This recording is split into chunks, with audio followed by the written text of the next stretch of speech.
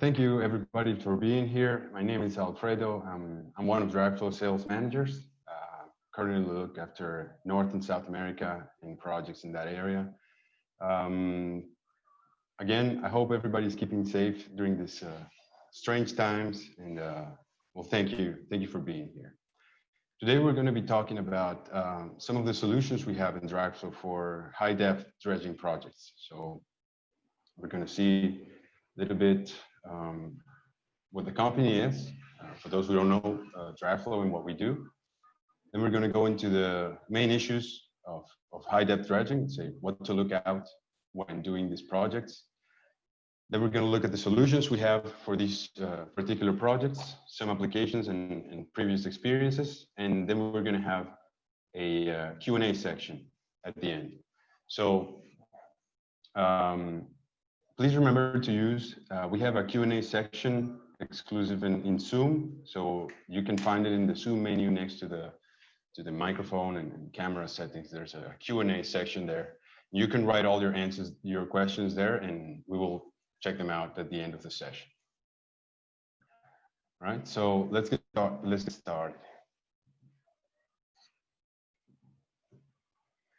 So as a brief introduction of what Dragflow does and how we help our customers, we are an Italian company located in northern Italy. And for the last 30 years, we have been manufacturing solutions for sediment management. So that would be dredging applications, we have mining applications and other industrial fields. We have been doing that by fabricating submersible slurry pumps. This would be the heart of our technology. And the slurry pumps also now come together with complete dredging systems to do a turnkey project. What is it that we do for our customers? Well, we help, or we work with dredging companies, or maintenance managers and mining operations to solve problems related to accumulation of sediment in different environments. So that could be in a port, or in a channel or river. It also could mean the accumulation of sediment in industrial sedimentation tanks, losing their capacity. It could also mean the cleaning of hydropower dams, for like in the example here in the picture. And then we have a particular example would be also the dredging of offshore foundations for the oil and gas industry. As a general overview of the solutions that we provide, we try to divide them in 4 main groups. We have, of course, the pump, which would be the heart of our technology, from different sizes. We will go into detail in just a second. Then we have the cable dredgers that have this arrangement in which that submersible pump is suspended from a cable and lowered into the material. Another division would be the remote control dredgers. This is the same concept as before, but on a much smaller unit and fully remote control. So everything is done from the shore or from up to 400 meters away from the dredge. And then as a last division, we have the amphibious dredgers, which are for particular projects when there's shallow water, for example, in a swamp or in a dry tailings dam in a mining operation. Now, these solutions, they were created for a very wide range of applications. We have the industrial applications that could cover anything from steel mills to power generation plants, coal and chemical plants and food industry. There's sedimentation tanks and there's sediment management in all of these applications. And we have more conventional dredging applications, just like the cleaning of dams, rivers, or ports. We have offshore applications, which is, well, it's a particular type of application, but also a dredging application in itself. Sand and gravel for commercial extraction, for commercial purposes. And then all the mining related applications such as reclamation of tailings and sump cleaning and more. Moving on to the next step in our agenda today, let's look at what the issues are of dredging at high depth. So what does high depth mean for us in Dragflow? Our standard equipment is designed to work without any modification up to 30 to 35 meters of water depth. So anything beyond that is already what we call a high depth application. That could go from 40 meters to 60 meters to 100 meters or 200 meters. So anything from 40 meters up is already what we call a high depth application. Now, the main points that we have to look after in these applications are three. The first one is the pressure created by that high depth. Okay, that's known as a hydrostatic pressure, and it's directly related to the depth at which the system is at. So as a rule of thumb, for every 10 meters of water, we have an additional one bar more of pressure that the system has to withstand. This is particularly important when discussing the seals of the pump or of the dredging equipment, because they have to be designed to be able to withstand this pressure and still do their job. Another important factor in high depth applications is the dimension of the equipment. Let's say other or conventional dredging technologies require large systems to reach those depths. For example, if we have a cutter suction dredge or this type of injection dredge, we would need a really large ship to be able to bring the ladder to the material. So what we do here in Dragflow is try to have something that can adapt to both shallow water and deep water applications, having the smallest dimensions as possible, because this obviously has a direct impact on the cost of the project, the personnel needed, the spare parts, and everything related to the operation is very much reduced by using a smaller system. The third point that's important in high depth applications is the cavitation concerns. If we have a conventional type of dredging technology, such as a cutter suction dredge or an injection dredge, even if the pump is mounted either on the ladder or on the hull, we still have a long suction pipe. So especially when we're talking about high depths, that suction pipe can be quite long in size. So this increases the risk of cavitation of the pumps, and it's something to look after in this high depth application. So what we try to do here in Dragflow for this is to completely remove that suction of the pump. So we have the suction of the pump directly in front of the material. So we have no suction pipe, and we have a much easier access of the material into the pipeline, and we completely eliminate the risk of any cavitation. Okay, so those are the three main factors to consider when doing these applications. Now, let's have a look at what we do and how we help project managers solve these problems. Like I said, the heart of the system here is going to be the dredging pump itself. Now, here in Dragflow, we have two parallel ranges. We have the hydraulic powered pumps and the electric driven pumps. So the difference here is just the hydraulic motor here and the electric motor on the top of this one. The power for both of them ranges from 5 to 640 horsepower approximately. Capacities do range from 30 to 4,000 cubic meters per hour. So you see there's a very big range of capacities suited for different projects. Discharge diameters up to 20 inch, pumping distance of 2 kilometers, and a solid handling of 120 millimeters. This is just the maximum of the range. There's of course a wide range of pumps, over 70 models of pumps available for each particular duty point requested. Now, what are the details or some of the benefits of using these pumps in particular? The first thing is we have an integrated agitator coupled to the shaft of the pump. Now, as the pump rotates, it's going to create a flow of water into the solids, lifting it into suspension, and then creating a cloud of material around the suction of the pump here. So that's just going to help us maintain a higher concentration of solids throughout the entire time. The other point is that, like I said, we have an open suction here. There's no suction pipe, and all the cutting mechanisms directly act on the suction of the dredge. So this is what allows us to reach those high concentrations. In fact, we've reached up to 70% by weight on the field. And let's say this is precisely because of this dredging method. We have no suction pipe, like I said, and a higher solid concentration due to the type of suction that we have and cutting mechanism that we use. So this in turn is going to mean a higher concentration through a certain period of time. It's going to mean a higher efficiency, a reduction of project time. Sorry.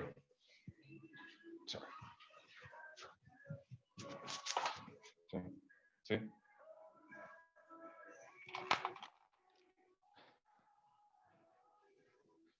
Apologies. So this is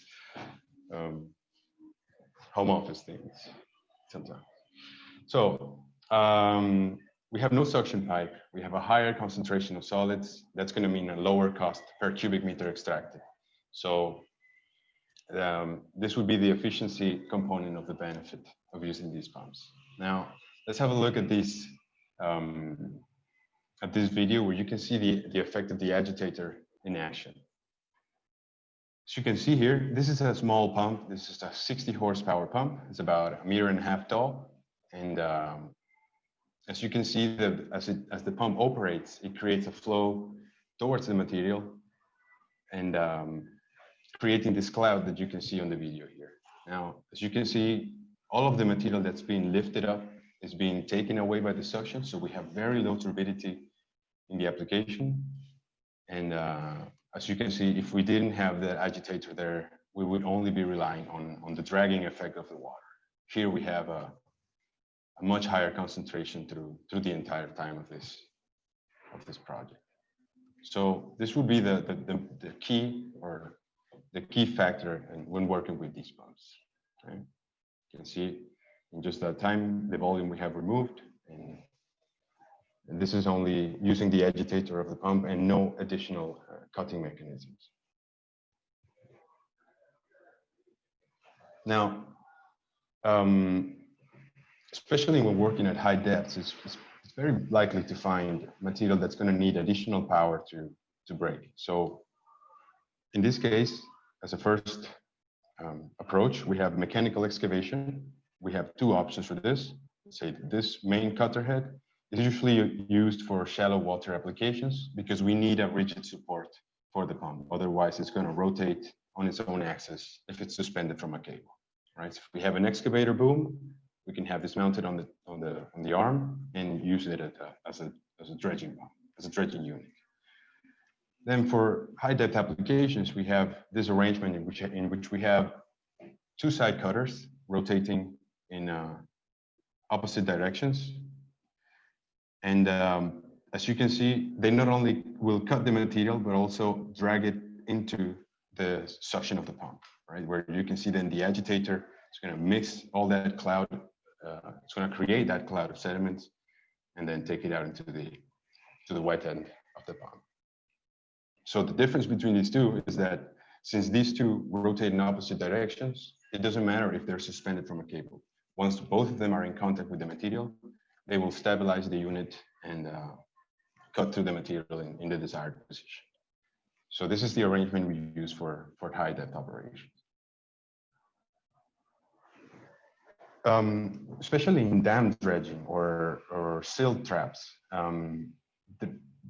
dealing with cohesive material like silt and clay requires a different type of cutting mechanism. So those cutters we saw, they do well into cutting into the material, but that sticky clay or sticky silt is going to need some dilution before it's able to pump. So what we do in this case is just a jetting system in which we have this jetting frame around the suction that is fed through a secondary water pump, usually located on the surface. So we have a working pressure of 6 to 8 bars for the jets, and the water flow is really going to depend on the main dredging pump flow. So this is it's really necessary when dealing with sticky clay or silt or anything very fine granulometry. Right, so we saw the pump. We discussed also the different mechanisms we use to increase that concentration of solids. But we also said that the standard pumps could work up to 30 meters. Now, what if we have to go to 60 or 70 meters? What we use is a compensation package.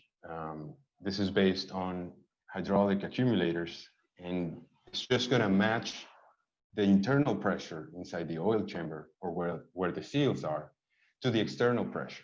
So if we have 5 bars of pressure on the outside, we're going to create 5 bars. We're going to equal that pressure inside the oil chamber. Okay, so that's going to allow us to remove any additional stress from the seals and allow the pump to operate at higher depths.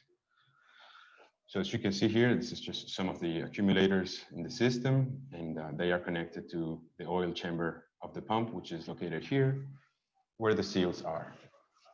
Now, like I said, removing the additional stress from the seal is what's going to allow us to reach those higher depths. We have tested this system and commissioned this system for 210 meters of depth in offshore applications, but we have designed it to be able to reach up to 500 meters of working depth.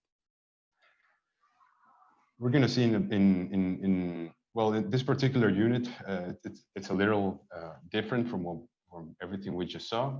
This is for an offshore application in which we have the dredging pump, a jetting ring, 4 cutters, and an additional pump here that's going to serve as a jetting pump for the water here. This is for 150 meter depth, so it wasn't really efficient to have the pump on the surface for that depth.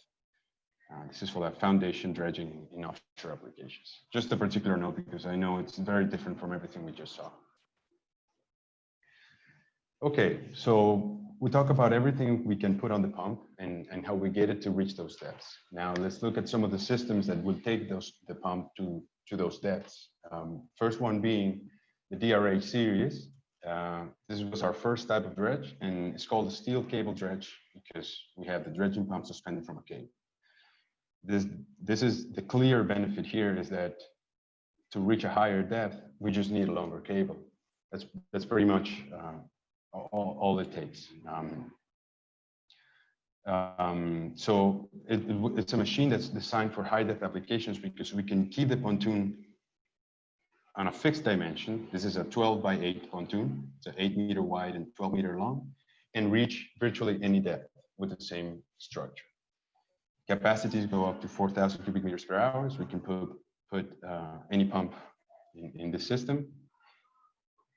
Well, here in this video, we can see a bit more how this would work on a high depth application and some of the components of the dredge. So this is a dredge working right next to the dam wall. This is a very common application for high depth. And it's just to clear the structures around this area here. So the dredge moves using 4 winches located on the pontoons to pull itself to a new position. These are operated from the cabin. We have a flow meter and a density meter on board that's going to measure how much material is coming out and at what density, the density and the flow that gives us the amount of cubic meters that's being pumped out. And we have the surface jet pump here that's going to feed the jetting system located here.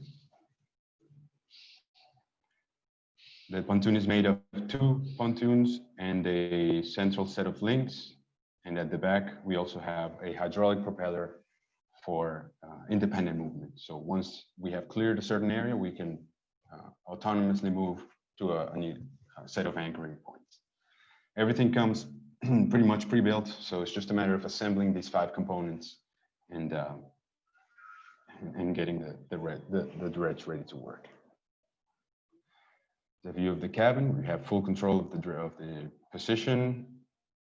There's bathymetry system, GPS system, and then all the pressures, sensors, and the readings for all of the system here. This is the dredging pump we saw, agitator, jetting system, and 2 side cutters. And as they work together just to create that mixture, a good mixture in the discharge pipeline. Okay. So as you can see, the depth here is not really a problem. It's just a matter of having a longer cable or a longer pipeline to reach any depth you need. Right. So as a quick sum up of what we just saw, we have a steel tripod with the pump suspended. We have the side pontoons making the floating unit, the floating part of the dredge. We have the main dredging pump.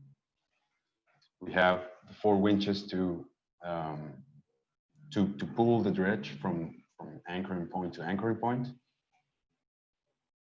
We have the hydraulic power unit. This could also be diesel driven or electric driven, especially for hydropower dams where electricity is available. This is a really, it's really the required electric power unit.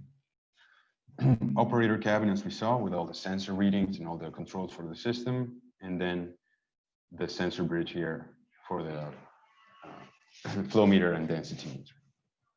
Another important or a particular note is that the complete system can be fully operated through a remote control, where you will have complete vision of all the parameters, working depth and GPS position, flow and density in a handheld device.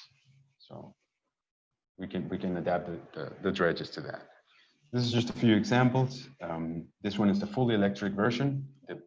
This is a 300 horsepower dredging pump with a 20-inch discharge. And well, this is the pontoon we just saw with the sensor bridge here and the catamaran construction. Another version of this is another example. Well, same pontoon with the cabin and the power pack in the back. Here we have a hydraulic unit, and we have the main dredging pump and the option to have either the central cutter or the side cutters. So this particular customer required to work in both shallow water and deep water applications. So for deep water applications, he was going to use this pump with the 2 side cutters. And for the shallow water applications, this is going to be an excavator mounted unit with the central cutter here. All right, so that was the first type of dredge. Let's have a look at this other dredge. It's much smaller in size, but it follows the same concept. So here we have the pump suspended from a cable, and the main difference here is that there's no operators on board at all. The whole system is controlled from up to 400 meters away through the handheld remote controller, and will pretty much can cover any depth with a much smaller pontoon. So the main components of this dredge would be the control panel, where all the starters of the motor are, for all the components here. We have the main dredging unit that can reach a capacity for this dredge series of up to 800 cubic meters per hour.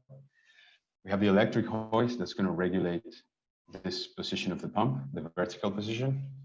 We have 4 winches to, as before, just to move pull the dredge using the anchoring points. And we have a jetting system in the back for breaking up any compacted material that the pump can find there. So as you can see, this is an even smaller solution for high depth applications. Like I said, there's really no limit here on how deep we can go with this system. This would be the handheld controller of the remote control dredge. So here you have complete control of the dredge, the pump, its position, current consumption, working depth, and access to the jetting system and all the winches on the dredge. So this is all the controls that's needed from the shore to do the dredging operation. Of course, it's a one-man operation. There's just a one-man controller.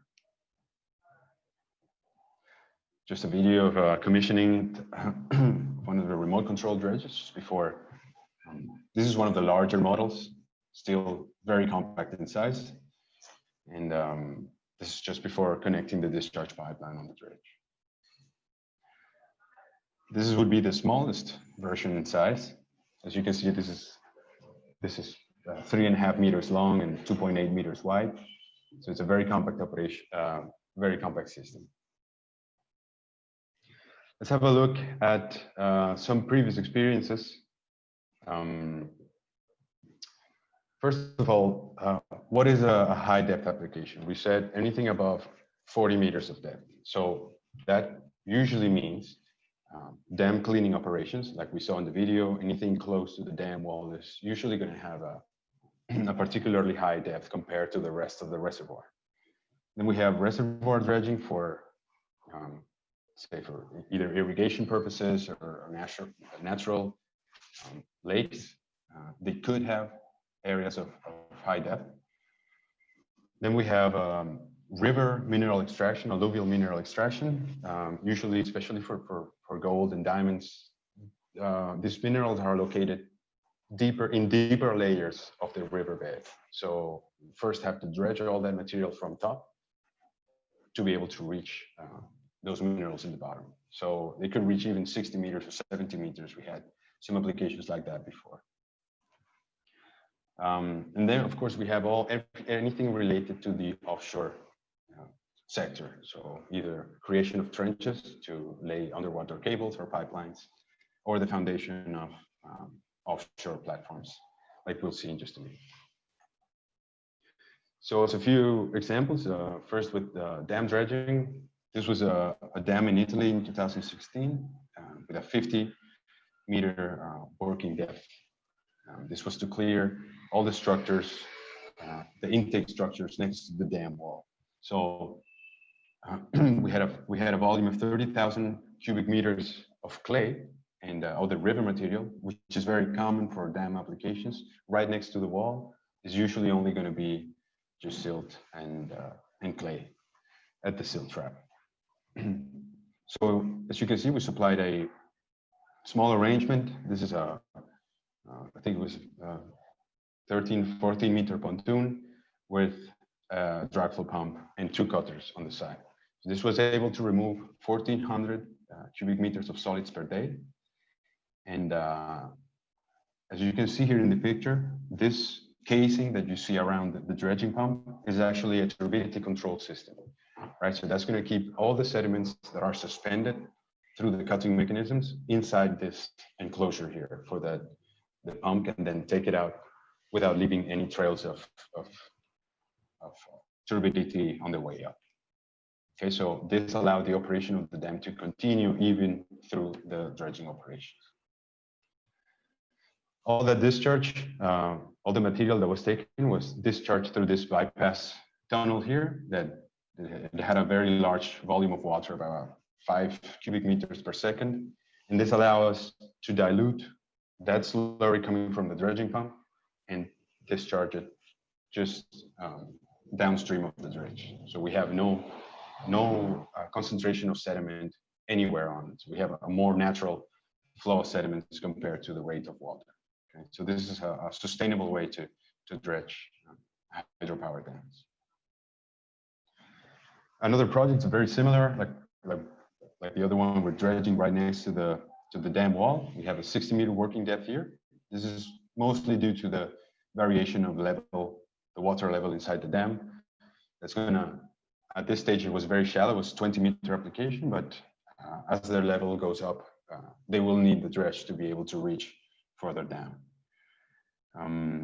Again, the material here was taken about 1,100 meters away from the dredge. This one for sand extraction, this was a commercial quarry who had a cutter suction dredge before.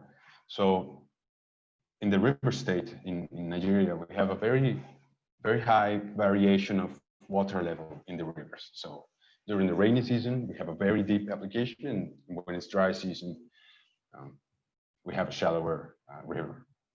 So their solution only allowed them to work at a maximum depth of 12 meters. So this stopped their operation through the rainy season. They got this solution that, without going bigger on the pontoon or dimensions of the system itself, were able to reach any depth of river, either on dry or rainy season. So this allowed the quarry to really be able to work continuously throughout the year without any further limits. They had a 400 horsepower pump with a production of about 1,500 cubic meters per hour of slurry. Consider a 40% concentration by weight on that. Now moving a little bit more into the more particular applications, we have offshore, just to show you a little bit higher depths. This was in the Caspian Sea in 2017, where we had 120 meters of working depth. What the customer needed to do here was to connect an underwater pipeline to the platform itself.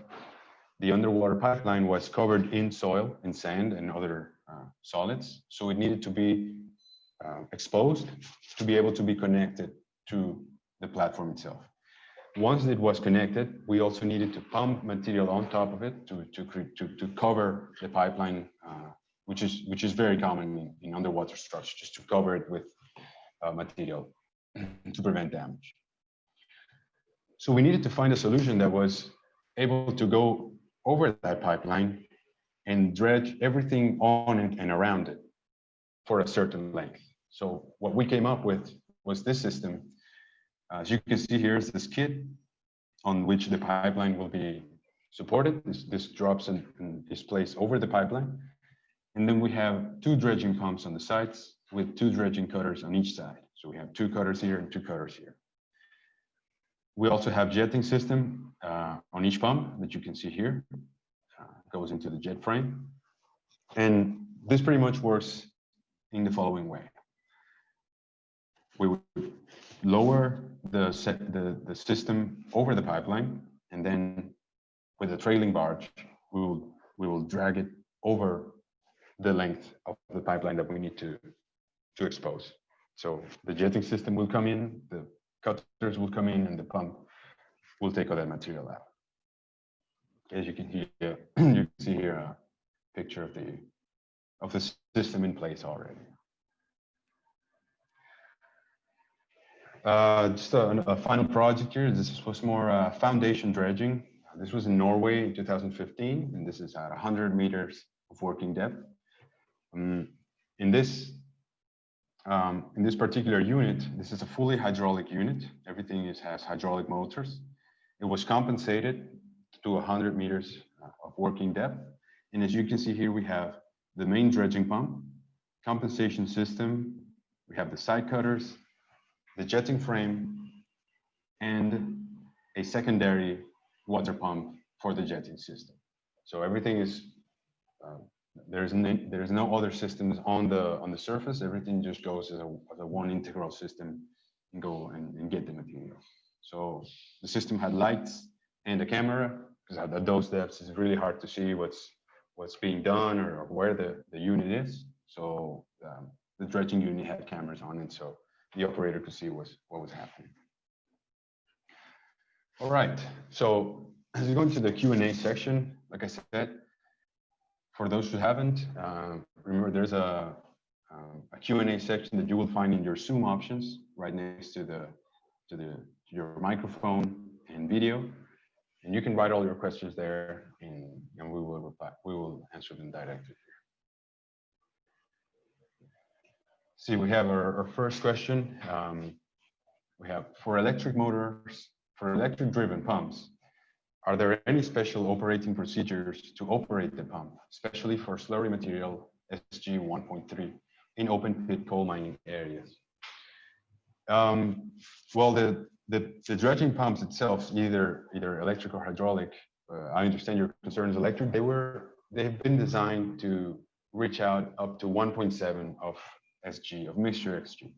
This, of course, will depend on the pump, and we will do a selection based on your current SG, but there's really no special operating procedure. Pretty much the procedure is regulated through the current absorption. So let's say a pump has a maximum current absorption of 100 amps. With water, it will work at 70 amps. And as we increase that sediment or that SG, it's going to go closer and closer to 100. The closer we are working to 100 amps or the maximum amps of the certain pump, that's the most efficient we can be with that pump. And it will be properly designed to manage your particular SG for the coal. So it's no problem for that.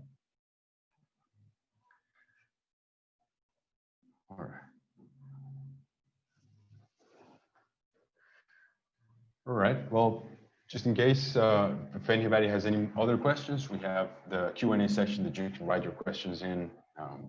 If anybody wants to discuss any particular application or some of the equipment or applications we just saw.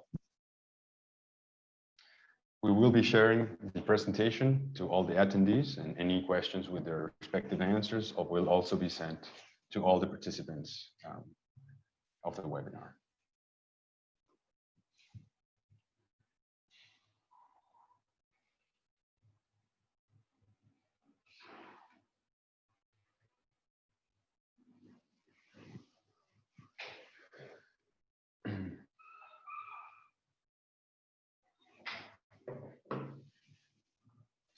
All right. Well, if there's no other questions, we thank you for coming to our webinar and checking out the solutions we have for these type of applications. We will send you the presentation. We will send you a link to the videos. And if you have any questions or concerns, you can always contact us directly. We can have a more detailed look at your particular project. Thank you very much again, and keep well. Bye-bye. If you have any questions, please use the, like I said, please use the dedicated section here for Q&A that you will find in the Zoom menu. Like I said, we will be sharing all the slides, a link to the videos, so you can have all this information available. Again, if anybody has questions, please write them down on the Q&A section here that you will find in the Zoom menu right next to the call options.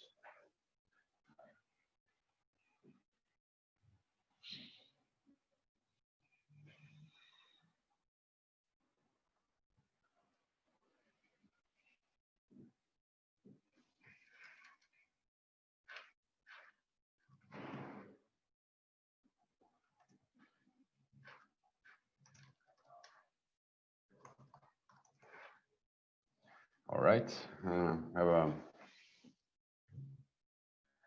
a question here from Ray. When you said 50 to 60 meter depth, did you achieve the viscosity of SG 1.3? Yes, because the thing here, the concentration is not really an issue once we have the pump sized for this application. I mean, the concentration is going to be more dependent on what type of cutting mechanism or agitation mechanism we have there. So the main issue here is going to be to create that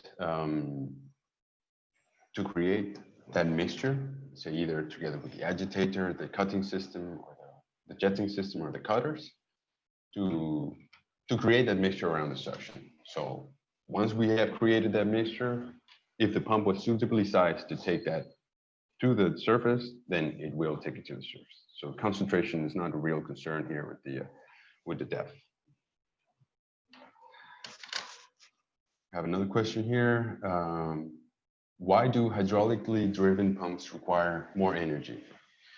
Well, they don't. And I know the slide showing show you real quick. Different specs of the pumps could be a little confusing in terms of power, but it just depends on the curve of the pump itself. Sorry, I just can't manage to find the right slide here. There you go. Okay. So yeah, we have the power difference here. We have a 400 horsepower on the electric, and then 640 horsepower on the hydraulics. The reason here is just going to be the curve of that pump in particular.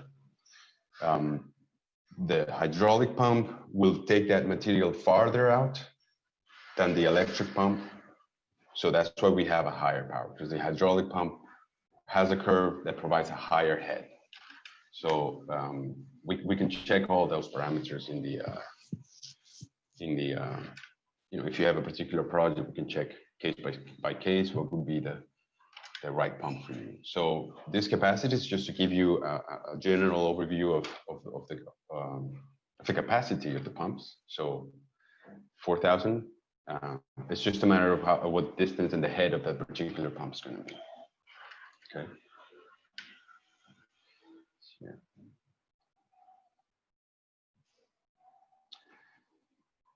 Okay, we have another question here. How can you align the pump accurately at over 60 meters for following a predetermined pipeline alignment? This is for subsea excavation for pipelines. Right. So it's an operation in itself. We were definitely not part of the operation part of this process, but it was done through an auxiliary ship, and say the system was anchored in a way that it would follow the trajectory of the ship. So it was pretty much a trailing operation where the system was dragged on by another structure. So, like I said, it's an operation in itself. We can try to get some more information how it was done and share it with you, no problem. Right. Another question here we have.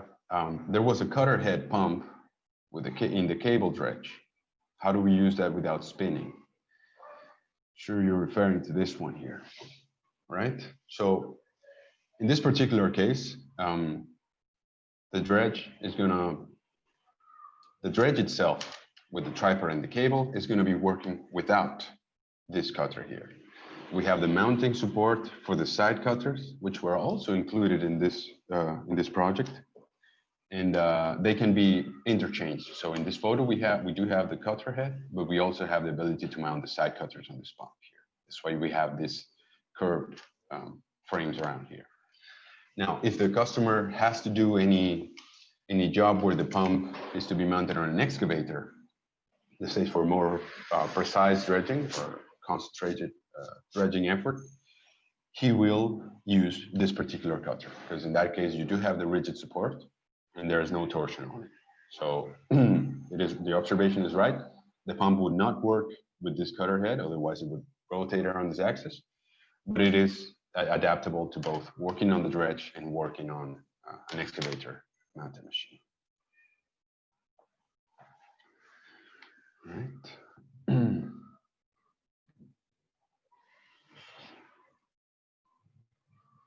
Okay, let's see. We have a couple more questions here.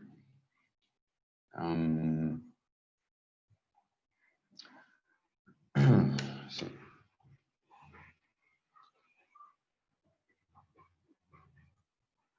Okay, we have another question. By experience, I saw it's difficult to cut clay with mechanical cutters. Do you achieve good slurry concentrations with the jetting system? At what pressure? Indeed, cutting the material with mechanical cutters, it's not really effective because the material goes into chunks in the teeth. I'm just going to look up a YouTube video here. You can see how the jetting system works with this particular material.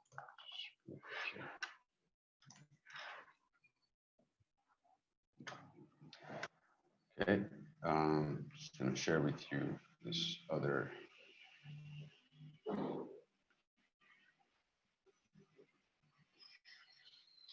Okay.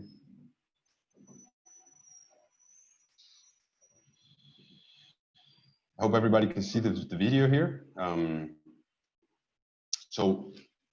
this particular video, we have very finely grained material, and as you can see, the cutters are having a hard time going through I mean, it's all sticking out. Once we go into the discharge, we can see the type of concentration that we can get with the system. Jetting does help.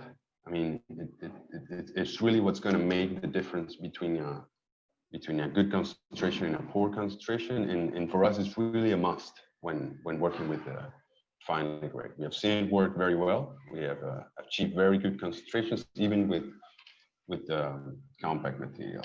But again, it's very useful for this type of system, for this type of sediment.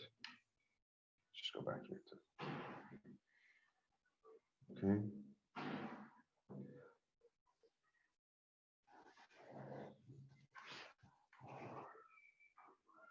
Okay, we have another question here. We have for different, can we design the structure attached to the dredger for different pipe diameters? Yeah, we can, that's no problem. We can, I assume you're referring to the sensor bridge. This can be done for any pipeline, 6-inch, 8-inch, 20-inch, whatever is needed for the project. Okay. We have another question here. Okay, in high depth dredging, how do we monitor the depth and the position in 3 axes of the pump, especially when we have underwater current close to the body of the dam? Well, yeah, I mean, the dredging depth itself is continuously monitored by the encoder pulley. So there is full control of that dredging depth at all times. Now, the position of the pump, we like to lower the pump until it touches the material. Okay, so that way we won't have such a strong effect from the currents surrounding it. But it is true indeed. It's an application and it's an operation in itself if there is a large current inside. So this is something that must be informed to us before deploying the system. We have some more here in the chat. Okay, we have another question here. The maximum head of our pump model HY85160 is 63 meters. How can this pump pump the material for more than 63 meters underwater depth? Well, this is it's a point of confusion for a lot of people, and really is that there's a difference between water depth and static head. When we have water depth, that pipeline is pretty much already filled with water all the way to the 63 meters of head, right? The 63 meters of depth. So that pipeline is going to be completely full of water all the way to the top. The thing here is that we only have to account for the head required to move the sediment up to the top. So what we're going to calculate here is the difference between the densities of the slurry and the water. And that difference is called the geodetic head. We're gonna, that's what we're gonna add to our total head. So it's not gonna be 63 meters of depth. It's actually gonna be a small formula that we'll gladly share. We'll send it with the email right after this. So as a sum up, we don't consider the whole water depth. We just consider a fraction of that head, since the pipeline is already filled with water and we just have to carry the sediment up to the surface. So we'll send a thorough explanation on the email with all the questions here. Okay. I missed another one over here.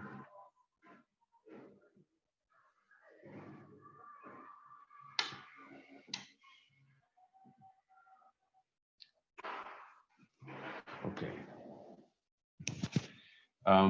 Okay, we have another question here. For environmental concerns, is there an immediate shut-off valve closing the hydraulic from spilling out in the water should a hydraulic pipe burst? Yes. I mean, the system comes with a emergency stop. This is obviously manually operated, but if there is any major loss on the system, that it will sense that loss. It will turn off the valves. It will close down the valves to prevent any further oil from leaving the system. So this would come into effect under a major damage to the pipes or something like that. But certainly something that we can have covered from the factory.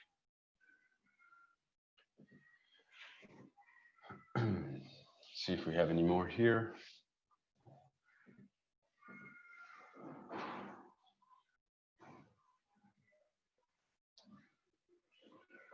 All right. Well, If anybody has any other questions, you can just point them there or just contact us directly. I thank you everybody for being in this webinar and spending some time with us looking at the solutions. And like I said, we will be sending all the answers to all the questions to all participants. So we will have that information there along with the videos and presentation itself. So thank you all for coming to this webinar. I hope you find it interesting. And again, if you have any questions or need support for any particular project, just get in contact with us directly. We'll be sending that information shortly, and all the best for you, and keep safe in these trying times. Thank you, everybody.